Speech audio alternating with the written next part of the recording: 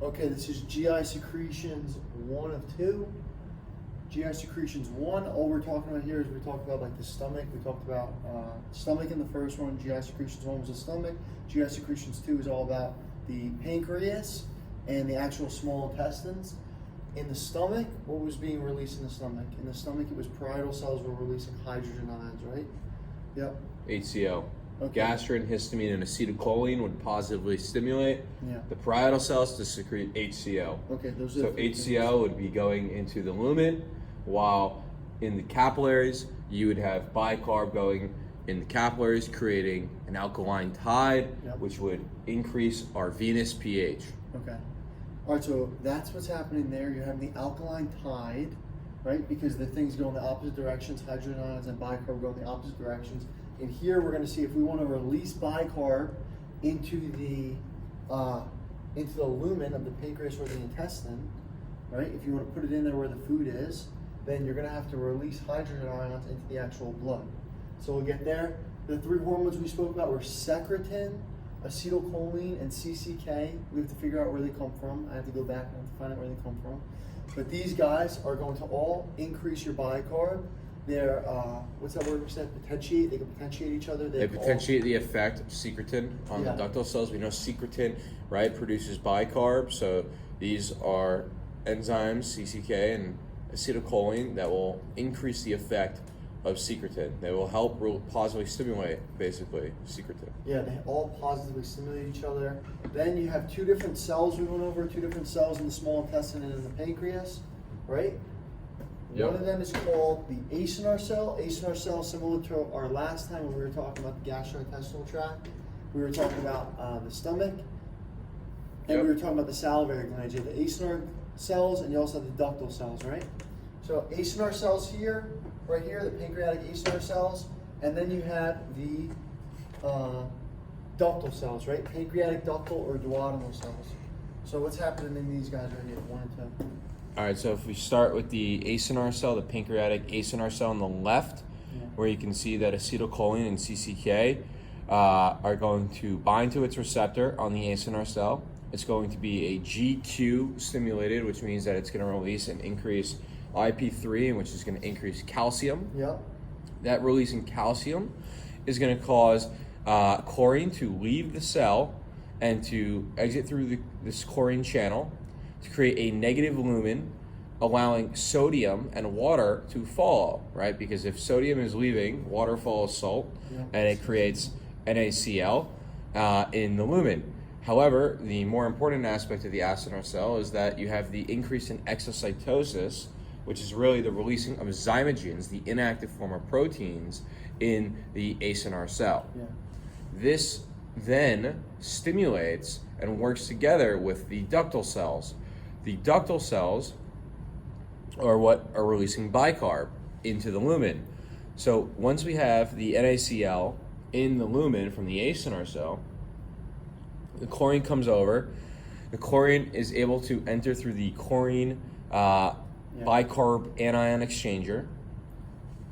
So it gets reabsorbed and then secreted again through the CFTR channels, which would be important for cystic fibrosis. What you can see is that there's many different channels within the ductal cells. To just start labeling, I guess, we would say that you have the ATPase, you have the sodium potassium ATPase right there, which is pumping in or reabsorbing sodium, secreting potassium.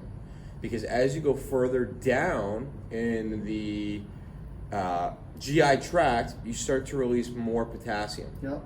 Definitely. Or you start to secrete more potassium. And what that's doing is that drive is happening because your sodium is also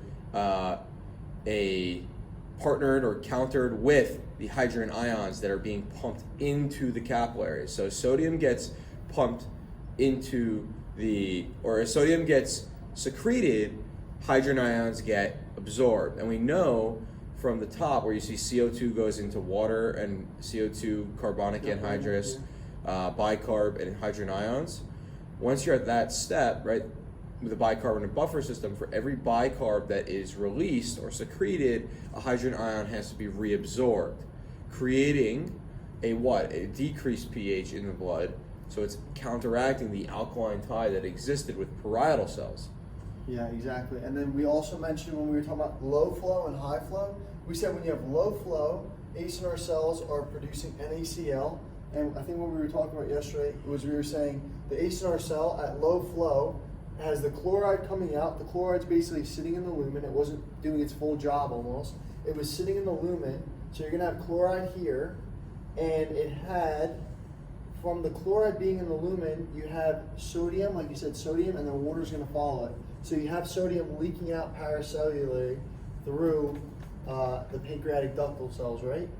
I think that's what we were speaking about. So you have NaCl here during low flow, and then during high flow, when everything's working properly, everything's working faster, the chloride's going to make it all the way in, and it's going to have your anion exchange with the bicarb. So at that point, with high flow, the ductal cells are releasing the bicarb. Ductal cells are releasing bicarb, and at the same time, you have Na predominant as well. I think for the same exact reasons. It was that sodium is basically going to be leaking out, right? Yes. Yeah, I think sodium's leaking out. I think, yeah, because you're leaking out, so water's falling. Yep. Yeah. Okay. So these guys are all important. We have to make sure we know all of Yeah, these and things. why is sodium leaking out? Sodium's leaking out to begin with because of the fact that you have sodium's coming in, right? Sodium's going to come into the cell, technically to be secreted. So at high flow, you need to have high hydrogen content, hydrogen or protons being pumped into the blood during high flow. Yeah, right here. Yeah, so which is then exchanging with sodium. Yep. Which then creates sodium ATP potassium gradient that they're creating right there, allowing sodium to come in through the NKCC transporter in the bottom right corner. Yeah. And you have sodium, chloride, and potassium. Yeah, it probably gets spurred by the ATPase, right? Probably gets spurred by the ATPase, and then everything else is happening. And then, or it probably comes from up here, right? You have the bicarb and the hydrogens, and like you just said, they're exchanging. Yep. So it's creating the sodium to come into the cell, right? Yeah. It's being secreted, and then it gets reabsorbed through the potassium ATPase, right? Yeah. And then the sodium also participates pumping into, so basically if you look at this, the sodium that's in the ATPase almost looks like it is being driven by two different channels. Yeah, it is. It is because of the fact that what? Because sodium's coming in from the hydrogen sodium antiporter. Yeah, antiporter. And now it's going to be able to be pumped back out because it has an ATPase. It's obviously going to get pumped back out. And when it gets pumped back out, you also have the NKCC. Yeah, the NKCC. I think we said basically the sodium is going to go out, and that has the opportunity to come in through either of these two channels, right? Yep. And they're basically just going to come out, and then they're going to contribute almost like that, right? Yep, exactly. And then it's going to end up leaving paracellularly. Okay. Yeah, it comes out, and then it will eventually leave paracellularly when... So you have high Na, regardless if it is low flow or high flow. Yeah, I think, why do we say it leaves paracellular? Because of the potassium coming out? Because the potassium leaking back out, maybe? I think potassium leaking out and the fact that it's, what's it called? The bicarb is already out. Well, Okay. bicarb's negatively charged. Okay. If bicarb is being pushed out, sodium's going to want to counteract that. Oh yeah, and also sodium's going to want to follow the chloride a little bit, right? Yep, and also if you have high flow, yeah, this is why, ready? You have high flow because you have the bicarb that's leaving through that bicarb channel right there. Yeah. The anion exchanger with chlorine. Chlorine then gets reabsorbed. Or reabsorbed then secreted again through the CFTR CFTR, channels right? at high flow. Okay. All right. Also keep in mind when we were talking about flow rates in general, the high flow, low flow, we made this little diagram talking about the pancreas. Pancreatic ductal cell, right, was this guy. It was the guy in the middle, and the acinar cells were the ones on the outside. And we were saying this guy, the ductal cell, has to be high flow because we were saying almost the acinar cells, you got to turn on the jets, right? We were saying the acinar cells are all individual in the pancreatic cell, the pancreatic ductal cell, and then they basically all come together to form a high flow. That's literally what's going on, I believe. And the pancreatic, right? The pancreatic duct, like they're all coming in. Okay. Perfect. So now let's go to the next side of the board. All right, counteracting. That's important. The alkaline tie, make sure we understand that. There's 3 different phases for the pancreatic secretions. You have a cephalic phase, gastric phase, intestinal phase. Same thing we spoke about with the stomach. Yep. So now we're in the intestines though, so it's going to be a little bit different, and Yeah. we'll just basically, regardless of the phase that we're in or the stage, it's going to act on the acinar and the ductal cells. right? And so we know the two basic functions.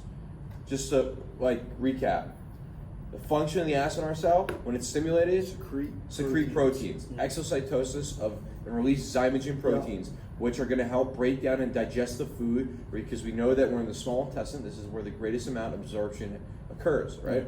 In the small intestine, the duodenum in the small intestine. So we got to know this stuff. However, now the main function of the ductal cell is to release bicarb. So we want to secrete bicarb and reabsorb hydrogen ions. So this is what the two functions are. Now, regardless of the phase, different stimuli are going to either secrete from the acinar cells or secrete from the ductal cells. Okay. Does that make sense? Yeah, it makes sense. I'm just trying to think of which proteins are coming out of the.